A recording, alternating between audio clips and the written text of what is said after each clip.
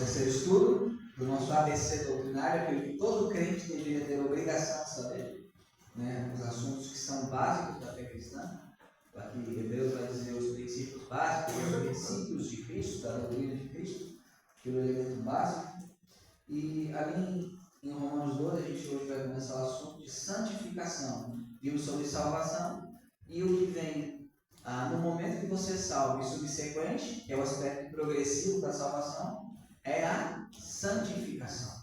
Assim diz a palavra de Deus em Romanos 12, 1 e 2. Suplico-vos, pois, irmãos, pelas misericórdias de Deus, de apresentar os vossos corpos em sacrifício vivo, santo e agradável a Deus, que é vosso culto racional. E não sede conformados com este mundo, mas sede transformados pela renovação da vossa mente, para que experimenteis qual é a boa, agradável e perfeita vontade de Deus. Aqui ele está falando aos salvos: suplico-vos, pois, irmãos, por toda aquela misericórdia, toda aquela compaixão que Deus mostrou, todo o livro de Romanos que ele está apresentando. Então, baseado nesse amor de Deus, ele quer que a gente apresente o nosso corpo, aquilo que nós somos, soma, né, do grego, como sacrifício vivo ao Senhor, fazendo contraste com os sacrifícios mortos do judaísmo e também do paganismo. Eles apresentam o sacrifício morto, nós apresentamos o quê? Um sacrifício vivo. Qual é o sacrifício que ele fala? Não é subir um monte, não é ajoelhar no milho, é você viver de maneira piedosa, né? Esse é o nosso culto racional, logo icolatrem, né? O culto lógico, aquilo que engloba a nossa mente. Por isso que fala: não sedes conformados, mas transformados. E a gente vai começar a ver isso hoje. Vimos que o arrependimento, ali na página 17, é a mudança de mente, é um passo decisivo na salvação, mas está também um aspecto progressivo de transformação constante para experimentar cada vez mais a boa, perfeita e agradável vontade de Deus. É a renovação da mente do salvo, para torná-la cada vez mais chegada à vontade de Deus.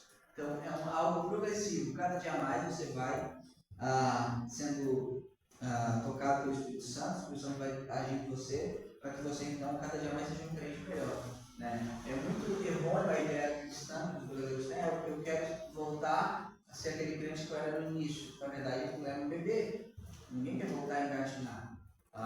Já falei antes aqui, o primeiro amor, né, é o amor principal, mais importante, porque a igreja de Éfeso não esquecido, que era o amor de Jesus, né? Então, o primeiro amor não é aquele sentimento que você tem logo no início, que é gostoso, mas ali você é um bebezinho na fé. Deus quer que você progrida, que você avance, que você se torne um cristão maduro. É isso que Deus quer. Um dos grandes problemas nas igrejas são que existem muitos cristãos imaturos. E assim, você está num barco remando, e se metade rema e a outra metade não rema, a metade da remando tem que fazer o dobro de esforço. Por quê? Porque a imaturidade dos outros faz com que você tenha que trabalhar mais. Então, o objetivo do Senhor é que toda igreja progrida no processo de santificação. Então, vamos ver o que é santificação. Ali na página 18. A ideia de santo na palavra de Deus inclui dois aspectos, e lembrem disso sempre: o de retidão e o de separação. O conceito de retidão está implícito na pessoa do próprio Deus. Abram ali em Tiago 1, Tiago 1, 17 e 18.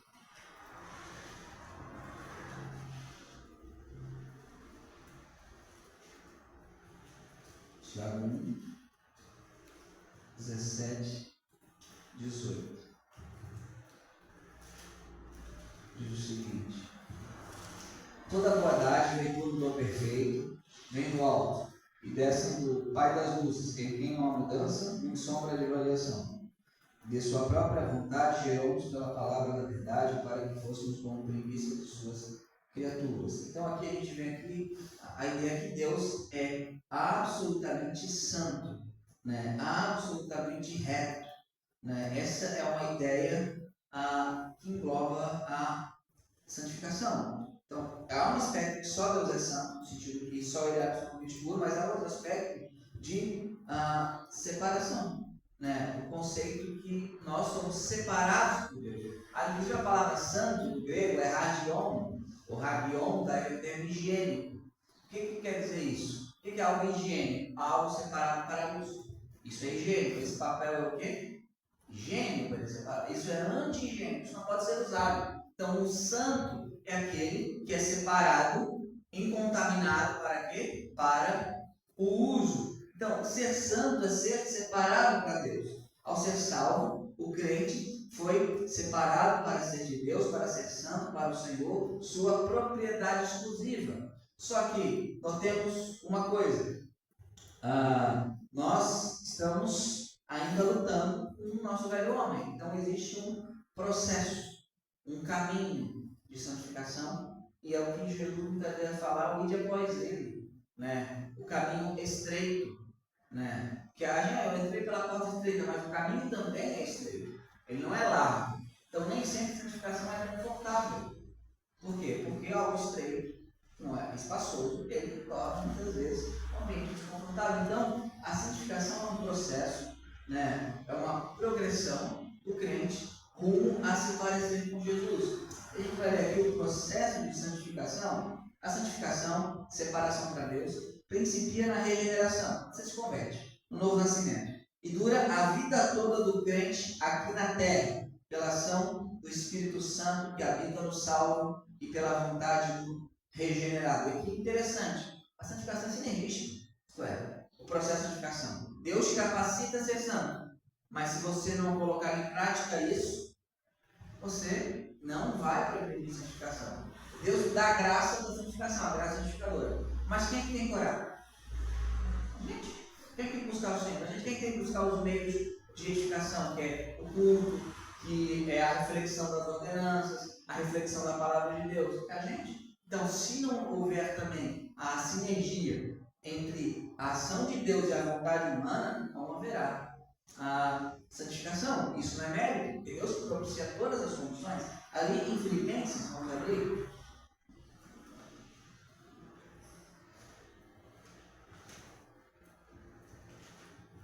Filipenses capítulo 2, 12 e 13.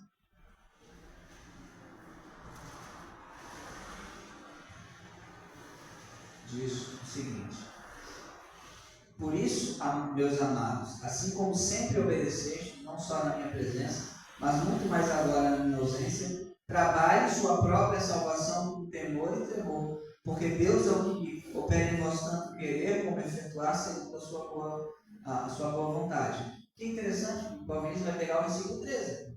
É Deus que opera tanto querer como efetuar. Mas ele não leu o versículo 12. O que o versículo 12 fala? Olha, eu quero que vocês trabalhem, operem a salvação de vocês. Deus vai capacitar vocês a operar a salvação de vocês. Deus vai capacitar vocês a trabalhar a operação de vocês. Por quê? Ele que vai dar a vontade para vocês, ele vai dar a força para que vocês realizem. Mas quem é que tem que trabalhar a nossa salvação com temor e tremor? É a gente. Ninguém vai fazer isso pela gente. O pastor não vai fazer isso pela gente. Os líderes da igreja não vão fazer isso pela gente. A igreja não vai fazer isso pela gente. O mundo não vai fazer isso pela gente. Eu viver da fé por isso, por isso. Você tem a obrigação de trabalhar a sua própria salvação com só um temor e tremor. Deus vai dar as condições necessárias. Tem dúvida. Mas é nosso direito de trabalhar. Então a progressão na santificação, quando ela não ocorre, só tem um culpado. Não é a igreja. Mas pode ser a pior igreja do mundo. Não é a igreja. Não é a família. Não é o ambiente. Tudo isso pode atrapalhar, mas não pode impedir. Qual é o único culpado quando a gente não progride a santificação? A gente. Deus opera o querer e realizar. Quando eu estudo isso em conferência de fiéis por aí? Porque Deus opera o querer e realizar em vocês.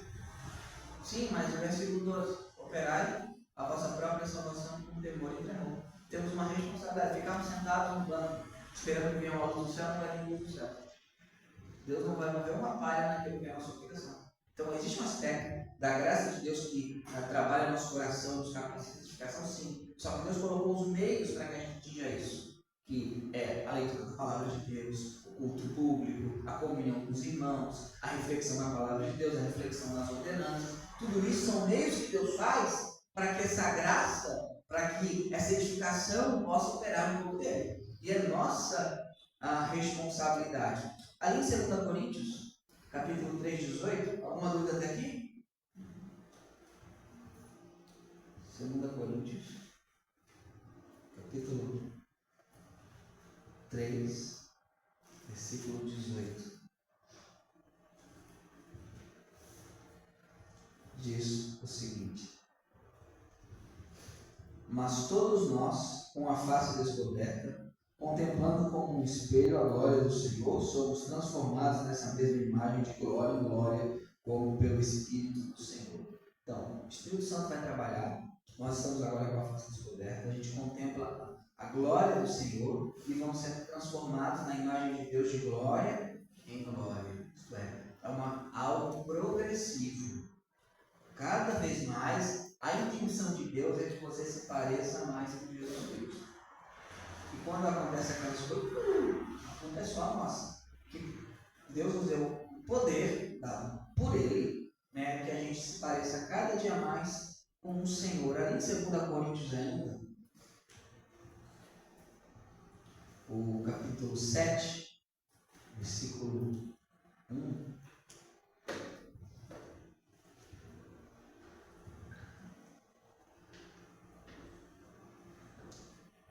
Diz o seguinte: tendo, portanto, amados, essas promessas, quais promessas? Versículos 17 e 18 do capítulo anterior, que Ele vai ser o nosso Deus, que nós seremos seus filhos, que Ele vai dar o nosso reino. Um dia estaremos com o Senhor, no novo céu e nova terra, baseado e firmado nessas promessas. Como eu tenho que andar então? Tendo, portanto, amados, essas promessas, purifiquemo-nos de toda a imundícia da carne e do espírito, aperfeiçoando a santidade do temor de Deus. É o seu corpo, o seu interior, a sua mente. É dentro e fora. Você tem que se purificar e se aperfeiçoando na santidade do temor de Deus. É algo que você e eu temos que fazer, por meio daquilo que o Senhor coloca em nossa direção. E ali em Hebreus 12, 14, de novo, a salvação é pela graça. Só que o crente vai manifestar essa graça que o salvou, porque a graça que o salvou é a graça que o educa, né? Hebreus 12, 14. Não sei se eu falei 12, 14.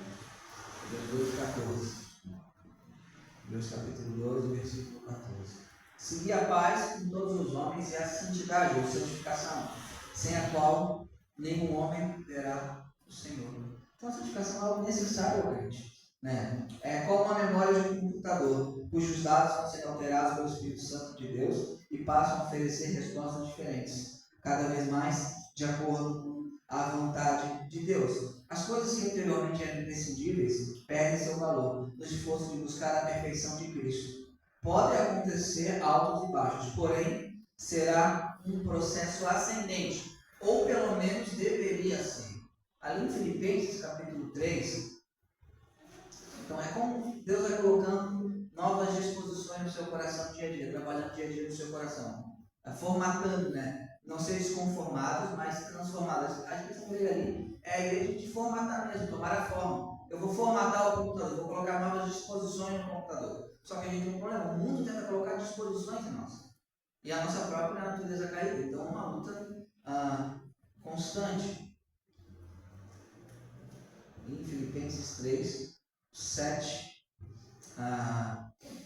em diante, né, diz o seguinte: mas as coisas que para mim eram consideradas como ganho, reputei-as como perda por Cristo. E na verdade tenho também por perda todas as coisas pela excelência do conhecimento de Cristo Jesus, meu Senhor, pelo qual sofri a perda de todas essas coisas, a sua ascendência judaica, o seu zelo na lei, tudo isso ele considerou a perda, né, e as considera como esterco, para que possa ganhar a Cristo e seja achado nele, não tendo a minha própria justiça que vem da lei, mas que vem pela fé de Jesus, a justiça que vem de Deus pela fé, para conhecer o poder da sua ressurreição, a participação em seus sofrimentos, sendo feito conforme a sua morte, para que, se de alguma maneira eu possa chegar à ressurreição dos mortos.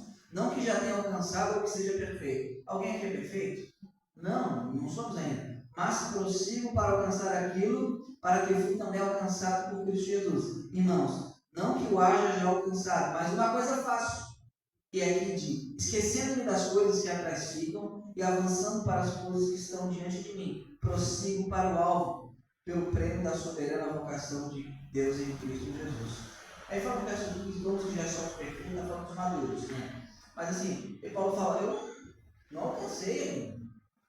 Mas o que eu faço? Eu esqueço o que passou e olho e prossigo para quem? Para o alvo, Jesus Cristo. Santificação é isso. Você prosseguir até a Jesus Cristo, pensando na glória de Jesus Cristo. É um processo que dura a vida inteira. Eu vejo algumas denominações, vamos fazer um retiro de igreja, não dá para um retiro de igreja, mas você vai sair de lá e você vai ter plena santificação. Não vai acontecer. É impossível acontecer. Por quê? Você vai ter que lidar com pecadores, você, o mundo, a sua igreja, não tem como. É um processo constante. Mesmo Pedro, cheio de Espírito Santo, muitas vezes foi lá e se tornou hipócrita. Em Gálatas capítulo 2, a gente não vigiar aquele maná que Deus deu ontem, hoje está podre. A graça de ontem não será suficiente necessariamente para que eu combata o pecado hoje. Preciso graça hoje, todos os dias, porque as misericórdias do Senhor exatamente se renovam a cada manhã, a cada dia. Então, essa é a santificação. Dois aspectos, a gente tem o aspecto de separação, para que possamos viver em retidão. Agora, existe uma luta. Acho que a gente concorda que está muito bonito lendo aqui, só que quando a gente vai colocar isso em prática, por vezes a gente falha. Uma vez eu estava conversando com um parente meu, não é cristão, aí ele falou que, eu falando sobre a castidade, né? Aí ele falou que isso é antinatural ao ser humano. O cristianismo é antinatural. O cristianismo, muitas das coisas dele se baseia em negar aquilo que você naturalmente está programado para fazer. Com a queda, as nossas programações foram mexidas por aquele vírus, coronavírus, vocês sabem? Pecado. Então a gente tem que fazer coisas que são antinaturais. Não é natural caminhar 2 milhas. Natural você mandar o outro se lascar porque o cara mandou você caminhar 1 milha. Não é natural da outra face. Não é natural se pedir a capa da túnica também. Isso não é natural. Então, Deus nos pede coisas que aos olhos humanos não são naturais. Mas é possível a santificação. Só que acontece algo dentro da gente. Se você pensar bem, a pessoa que você mais odeia é você mesmo. Quando você olha dentro de você e fala, esse lado meu queria matar. Queria pegar aqui eu pelo pescoço e matar. E Deus, por sua providência, sua sabedoria, permite que a gente viva essa luta constante para que sempre dependamos dele. Então, a luta pela santificação. Na vida do salvo acontece uma luta constante. A velha natureza, resquício do pecado, luta contra a nova natureza, resultante da salvação. Em Romanos 7, percebemos que o apóstolo quase chega às raias do desespero. Não faz o que prefere, e sim o que detesta. Quem aqui já fez o que detesta e não conseguiu fazer aquilo que achava que deveria fazer? Eu fiz, mas eu detesto isso. Olha sinal de regeneração. Eu fiz errado, mas eu odeio isso. Eu odeio essa parte. O apóstolo tinha isso também. No seu interior, no seu homem regenerado, tem prazer na lei de Deus, mas em seus membros guerreia outra lei que mantém prisioneiro do pecado. Aqui a vida de alguém, eu sempre falo, Romanos 6 é o que Deus fez com o crente. A gente vence o pecado. Romanos 7 é quando qualquer pessoa tenta vencer o pecado pela sua própria força. E Romanos 8 é quando a gente se entrega às ações do Espírito Santo que nos capacitam a vencer o pecado. Vamos abrir ali em Romanos 7. Ler alguns textos. Então a gente vai ter uma luta. Uma luta contra um inimigo terrível. Se quiser saber o inimigo, você vai depois do espelho e você olha para o espelho. Pior inimigo do crente. Porque Satanás usa esse inimigo para te derrubar. Romanos 7.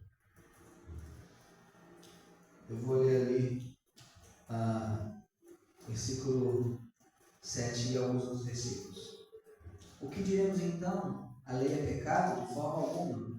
Porém eu não conheci o pecado senão pela lei, porque eu não conheceria o desejo se a lei não dissesse, tu não cobiçarás. Mas o pecado tomando ocasião pelo mandamento, o pecado, aquela natureza, né? O pecado, a raiz dos pecados, os atos. O pecado tomando ocasião pelo mandamento, operou em todo tipo de concupiscência, porque sem a lei o pecado está morto. Outrora, eu estava vivo sem a lei, mas quando o mandamento veio, o pecado reviveu e morreu. E aqui um parênteses aqui, né? Eu devia ter falado no primeiro EBD.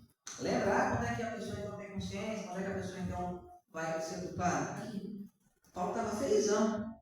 Aqui, estava felizão, né? Ali. Outrora eu estava vivo sem a lei, mas quando o mandamento veio, o pecado reviveu e eu morri. Por quê? Ele não tinha consciência de certo e errado. Mas a partir de um momento ele entendeu o que era pecado, entendeu o que era lei e o que aconteceu com ele. Porque ele se torna um pecador consciente. Aquilo que foi dado para que ele não peque, o pecado transformou aquilo na razão de que ele se torne pecador. Foi como reconhece. A lei foi dada, tu não cobiçarás, então como cobiçar? A partir do momento que tu sabe que a cobiça não faz o quê? Cobiça. Aquela coisa, não pise na grama. O que o ser humano vai fazer? Pisar na grama. Se tu não botar a placa para pisar na grama, vai ter menos gente pisando na grama. É assim que ele age. Porque o pecado tomou ocasião pelo mandamento e me enganou. E por ele me matou. Portanto, a lei é santa, o mandamento é santo, justo e bom. Então, quem é bom tornou-me morte de forma alguma, mas o pecado, para que se mostrasse pecado, operou em minha morte pelo que é bom. Olha quanto é terrível. O pecado usou a lei do Senhor, que é bom, perfeito e agradável, e nos fez prisioneiros dele, aproveitando da natureza caída que nós tínhamos, né? E vamos avançar aqui um pouco no texto, versículo 14. Porque nós sabemos que a lei é espiritual, mas eu sou carnal, vendido sob o pecado. Porque não faço o que permita, o que aprova, pois o que quero isso não faço, mas o que odeio isso eu faço. E se faço o que não quero, eu consinto que a lei é boa. Então agora já não sou eu que faço isso, mas o pecado que habita em mim. Porque eu sei que em mim, isto é, na minha carne, não habita coisas boas, ou bem algum. Pois o querer está presente em mim, mas o executar o bem eu não encontro. Por que eu falo que não é um regenerado assim? Porque nós encontramos o executar o bem. Quando nós não encontramos? Ou quando nós somos crentes, ou quando nós não dependemos da graça de Deus. Quando criamos regrinhas para a santificação que não são Deus que colocou, né, e a gente acha que isso vai ter algum poder contra o pecado, não vai. Não vai. Eu vejo muitos cristãos místicos, com propósitos nunca dá certo. Por quê? Porque eles estão lutando contra um inimigo que eles não podem vencer. Quem pode vencer esse inimigo? Jesus Cristo. E ele vai, o verso 20. Ora, se eu faço o que não quero, já não sou eu quem faz, mas o pecado que habita em mim. Aqui não fala que não é que fala assim, olha, existe uma natureza em mim que faz com que eu faça o que eu não quero. Eu acho que todos aqui se reconhecem nesse texto. Paulo se reconhece nesse texto. Agora, esse texto não é para ser o padrão do crente.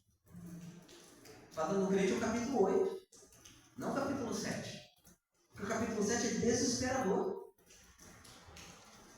Mas muitos crentes vão buscar por si mesmo. Não vai. Tem coisas que você consegue parar por sua própria força de vontade. Não quero mais fumar. Eu sempre vi gente que não era crente para fumar.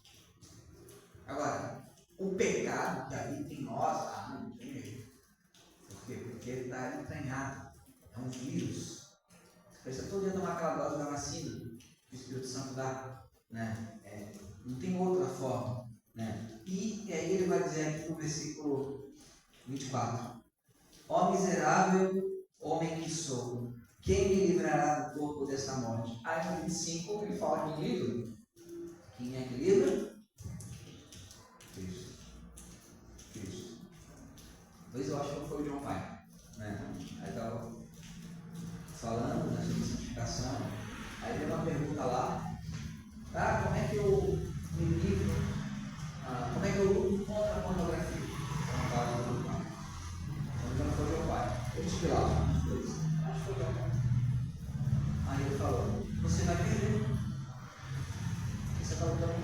próprio coração. Ao invés de tentar enfrentar o pecado em si, você tem que correr a Cristo. Busque a Cristo, busque estar mais próximo de Cristo, busque estar com o Cristo. E esse pecado será vencido. Qualquer outro pecado. Busque o Senhor em oração, leitura da palavra, meditação, reflexão. Busque a Ele. Claro, coloque-se em oração. Mas não tenha o seu pecado seu foco. O que o pecado vai fazer? Vai aproveitar a lei, vai te enganar e vai te derrubar. Né? Eu não posso mudar. O que vai acontecer? Vai ficar. Vai acontecer isso. Agora busque ao Senhor. Né? Aí fala, miserável sou, quem me livrará do corpo dessa morte? E eu agradeço a Deus por meio de Jesus Cristo, nosso Senhor. Aí ele fala, assim com a mente, eu mesmo sirvo a lei de Deus, mas com a carne, a lei, sinto do pecado. Só que aí ele fala no capítulo 8, a vitória, né? A vitória que nós temos contra o pecado, né? Porque a lei do Espírito da vida em Cristo Jesus me livrou da lei do pecado e da morte. O Espírito Santo habitando em mim me livrou dessa lei no capítulo 7. Pastor, mas eu sofro no capítulo 7, sofre. Todos nós sofremos quando não dependemos da graça. Então tinha que Paulo não dependia. Claro. Se Deus falar para ele, minha graça te basta, porque em algum momento deve trazer a graça, para Paulo não basta. Então todos. Paulo fala, eu subjugo o meu corpo para não ser condenado. Então Paulo tinha momentos assim. Como nós temos, como todos os santos da história da igreja, todos os santos e santificados em Cristo, tiveram. Assim como a salvação também na santificação, Satanás luta contra e Deus vem em nosso socorro. Vamos ler ali o Romanos 8, 31. Alguma dúvida até aqui? Romanos 8, 31.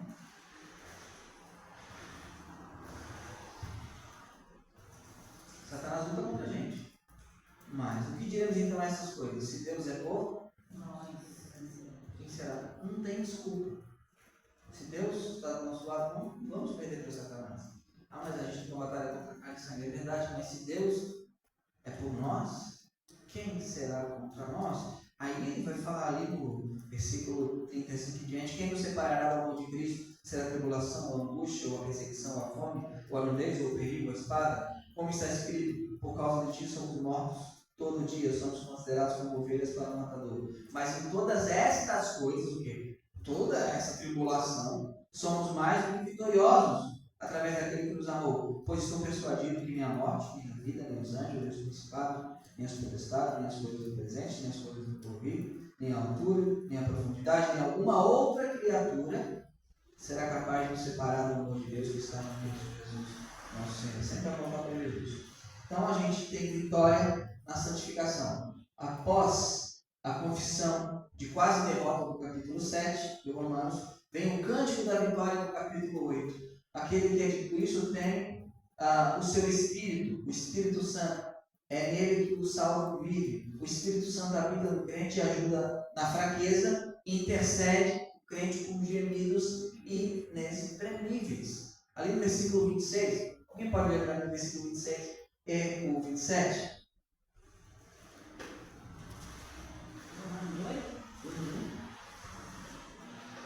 Da mesma maneira, também o Espírito ajuda nossas fraquezas, porque não sabemos o que havemos de pedir como convém, mas o Espírito intercede por nós com gemidos inexprimíveis. E aquele que examina os corações sabe qual é a intenção do Espírito, é ele segundo os seus. É ele segundo que Deus intercede pelos santos.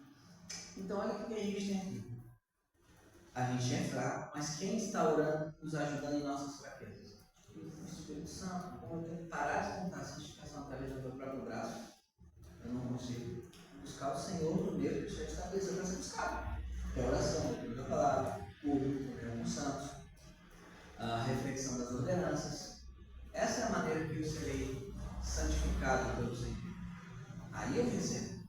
E não tem como fazer isso sozinho. Você tem que fazer isso em igreja, com o povo de Deus.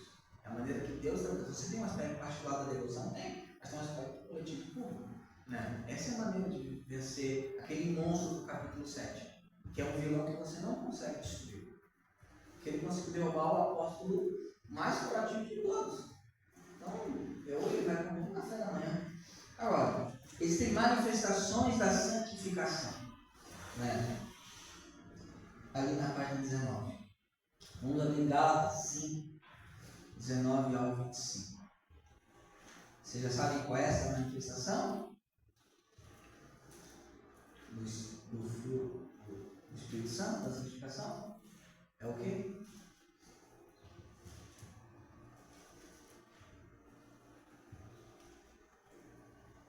É algo que é uma grande evidência que a pessoa é cheia do Senhor. 5, 19 ao 25. Diz o seguinte: ora, as obras da carne são manifestas, e aqui estão. As obras que provêm da carne, da natureza caída, né? E aqui estão: adultério, fornicação, impureza, lascívia, idolatria, feitiçaria, ódio, discórdia, rivalidade, ira, porfia, rebeliões, heresias. Olha, heresias também. Ele é herege, mas ele é santo. Não é herege. Né? Invejas, homicídios, bebedeiras, orgias e outras coisas semelhantes. A respeito dessas coisas nos falam, como já vos falei outrora, os que praticam, os que vivem nessas práticas, nessas coisas, né? Essas coisas não vão de herdar o reino de Deus, mas o fruto do Espírito é amor, alegria, paz, paciência, benignidade, bondade, fé, brandura, temperança. Contra essas coisas não há lei. Ele não condena isso. Como é que vai condenar? Pois aqueles que são de Cristo já crucificaram a carne com suas paixões e concupiscências. Mas como diz Martin Lutero, todo dia tem que pegar esse crucificado lá, essa carne, e dar uma porrada na cabeça dele. Senão ele quer descer da cruz de matar. Se vivemos pelo Espírito, andemos também no Espírito. Não sejamos ávidos de vanglória, provocando uns aos outros, invejando uns aos outros. Umas coisas interessantes. O fruto da carne é terrível. Agora, troca a palavra ali, fruto do Espírito puro. E o caráter de Jesus é amor, alegria, paz, paciência, benignidade, bondade, fé, brandura, temperança. Contra essas coisas não há lei. O fruto do Espírito é basicamente o caráter de Cristo. É o que Jesus é. É o que nós devemos ser. Então a gente tem aqui manifestação da santificação pelo fruto do Espírito. Após apontar as obras da carne na natureza não regenerada, o apóstolo Paulo define o fruto do Espírito. É interessante. Não são os frutos do Espírito. É o fruto no singular. Por isso é importante uma tradução por equivalência formal, que traduz palavra por palavra. Porque cada detalhezinho é importante. Não são os frutos do Espírito. Quando você fala os frutos do Espírito, é o fruto. É como uma bergamota. Né? Uma bergamota. Vou te falar bergamota. Eu falo bergamota, vou morrer falando bergamota. Né? Dá-nos a ideia de que o crente, no processo de santificação, passa a apresentar cada vez mais gomos do mesmo fruto. O que acontece com o fruto de uma árvore pode acontecer na santificação. Podem ocorrer no mesmo fruto alguns gomos maduros e deliciosos, sabe aquela bergamota? Né? Gomos maravilhosos, e outros ainda azedos não amadurecidos. Aquele que às vezes joga fora. Imagina, é isso que ocorre com a gente. São compartimentos da vida cristã, ainda não totalmente dominados pelo Espírito Santo. Então você está aquele fruto bonito, uma coisa boa, mas isso aqui não dá bom. Assim que corre com a gente. Né? A gente tem que ir em cada compartimento, em cada gomo, apresentar o poder do Espírito.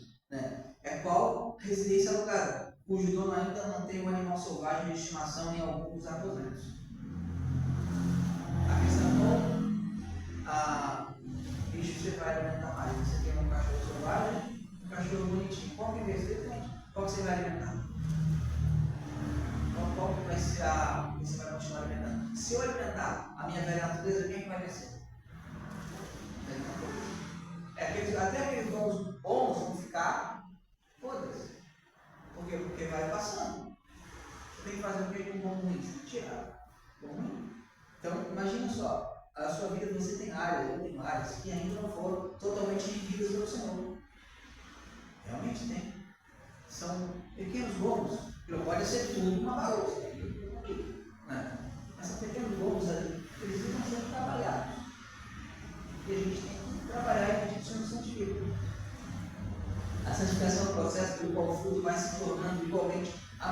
exibe todos os seus dons.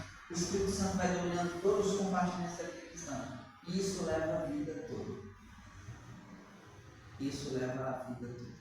Se Paulo não alcançou, lá pelo quase final da vida dele, então isso leva a vida toda. E se a gente não cuidar, até aquilo que a gente já tinha melhorado para piorar. Então, isso é santificação, não é uma mágica. Vem aqui na frente, você vai ser santificado, vou botar seria legal fazer assim. Não é assim. Na verdade, não é assim, não vai ser assim. Eu vou num retiro de cura interior nível 2. Eu cansei de ver isso. Mas eu cansei de ver isso. Daquela uma semana, você ficar sabendo, depois não foi. Porque passou a divulgação. E o velho homem terrível, o velho homem volta, espreita, não fala para ele, o homem velho no caminho. E é assim na vida cristã. Agora, a gente tem que ansiar não ter uma vida de pecado. Ali. Na sua primeira carta, o apóstolo João escreve a crentes, pois chama de meus filhinhos e afirma que seus pecados são perdoados pelo amor do seu nome. Mas também afirma que está escrevendo aos filhinhos para que não pequeis. Mas se alguém pecar, temos um advogado para com o Pai, Jesus Cristo, o justo. Ele é a propiciação pelos nossos pecados, e não somente pelos nossos, mas também pelos pecados do mundo inteiro. A triste verdade, como já ensinado pelo apóstolo, é que, mesmo salvos, mesmo ansiando a santificação, ainda pecamos. João encontra-nos, encoraja-nos a pecarmos, mas admite que tal ato pode acontecer. Eu escrevo para que vocês não pequem, não pequeis, mas se vocês pecarem, é a admissão que ele sabia quem estava escrevendo, porque ele mesmo passava por isso. Os apóstolos pecaram, os pais da igreja pecaram, o pastor de vocês peca, e vocês pecam. A vida é essa. Aquele pastor pecou, mano, sério, nossa, o pastor peca. Todos pecam. Mesmo a gente querendo acertar. Às vezes eu quero fazer o bem e não consigo. A miserável com o seu sim. Nessas horas, sim, miserável com o seu. E quem vai me livrar disso? Graças a Deus, Jesus Cristo. Ao examinarmos o texto com atenção, podemos trazê-lo assim: para que não vivais no pecado, mas se alguém pecar ocasionalmente, e essa é a questão. A gente está estudando o livro de João, a gente dá uma pausa para poder retornar, a gente viu. Aquele que vive ocasionalmente na prática do pecado, como se nada tivesse acontecido, esse não conheceu a Cristo. Aquele que pratica o pecado é uma prática dele. Agora, aquele que tropeça, Tiago fala que todos nós o quê? Tropeçamos. O que é um tropeço? Você está de pé aí. Agora, se você fica se arrastando, você não está de pé. Então, aqui a gente tem que lidar com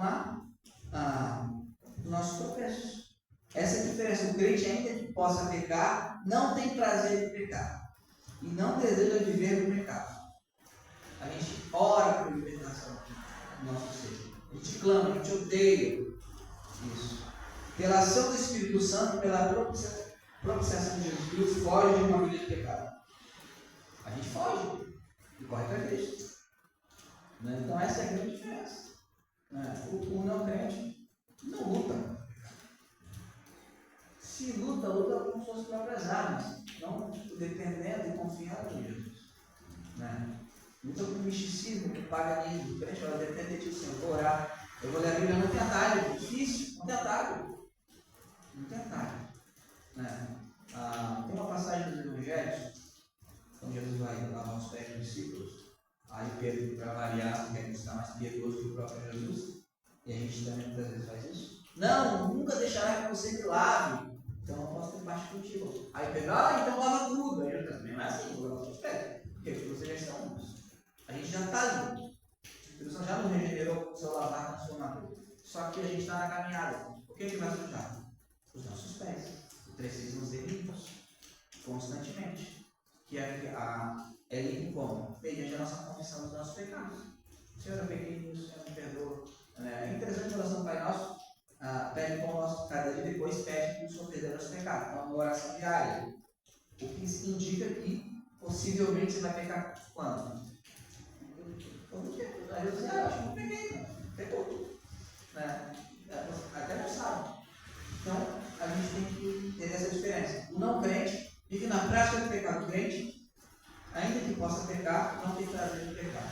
E não deseja ver o pecado. Concluindo, em Romanos 12, 1 e 2, o apóstolo Paulo roga, suplica pela compaixão de Deus, que o cristão não siga os padrões do mundo, não se amolde a ele, mas vá se transformando constantemente pela renovação da sua mente, para que experimente a sublimidade da vontade de Deus. E o pensamento da igreja, salvos por Cristo Jesus, busca a atuação do Espírito Santo que habita em mim, para que cada dia mais parecido com Cristo, estar mais próximo de Deus. Aqui as nossas perguntas que eu já respondi. Como se chama o aspecto progressivo da salvação? Santificação, exatamente. Qual é o conceito bíblico de santo? Oi?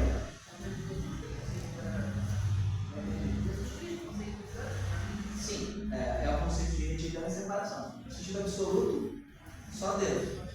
De separação do pecado para uso a gente. Retidão e separação. Agora, como se dá a santificação? É Deus nos separando para Ele. Ela é progressiva, como um computador tem programas implantados. É progressiva, cada dia. Né? Descreva a luta íntima do cristão. É uma luta constante entre a nova natureza e a velha natureza. É uma luta íntima, interna que nós temos. Como alcançar a vitória da santificação? De Romanos capítulo 8, né? Com confissão do pecado e assistência do Espírito Santo. E qual é a ação do Espírito Santo na santificação? O Espírito Santo intercede por nós e gera seu fruto em nós. Ele faz isso em nós. O que se entende por fruto do Espírito é o domínio do Espírito Santo em cada compartimento da nossa vida. Se tem alguma área que você acha que não foi reino do Senhor, ore, peça, lute, Senhor, que essa área o Senhor governe. Porque nem sempre tudo o que somos está santificado. Porque tem que depender de Deus. Existem áreas onde o Senhor não está governando. É uma lástima, mas é verdade. Olha como o Senhor é gracioso, ainda vai nos salvar. Ainda é para a gente manter alerta, né? Para lutar sempre dele, se utilizar cada dia mais. Porque é uma vida inteira, porque a gente vai cair no Isso, manter alerta, nossa vida inteira, exatamente. A pior coisa é o homem achar que não precisa mais do poder de Deus na Essa santificação. semana eu vou ficar santo mês que vem, ano que vem, não acontece. Nem amanhã você santo hoje, buscar se estudar amanhã. Exato. Exatamente. O crente peca? Sim. Peca. Inclusive tem muitos grupos cristãos que pensam diferente, né? Que acham que atingiram a perfeição, mas é só você verificar a vida deles, como as pessoas sabem que isso é uma ilusão. Agora, qual a diferença entre pecar e viver pecando? O pecado do crente é ocasional. Ele não tem prazer numa vida de pecado. Viver pecando é não se importar e ser santo. O crente, aquele crente pecou, mas você não fala. Não é o pecado. Houve arrependimento? Houve busca pelo Senhor? Porque Davi pecou seriamente. Houve busca pelo Senhor? Houve arrependimento? Houve. Aquele ali faz um monte de pecadinho, mas não se importa com Deus. Pecadinho de aspas. Não é crente. Então, santificação é isso. A gente busca santificação, amém? Vamos ficar em pé, vamos orar ao Senhor.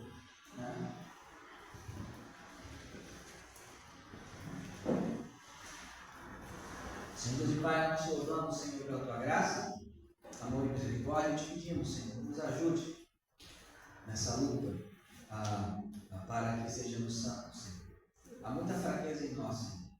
As nossas melhores obras são fracas, Senhor. Que o Senhor esteja conosco, que o teu Espírito Santo esteja conosco, nos ajudando em todos os aspectos, para que vivamos uma vida que te agrade, Senhor. Essa é a nossa oração, em nome de Jesus. Amém. Vamos mudar a escola bíblica para 10 e tudo para 9. Ele só vem às 9 e fica com a escola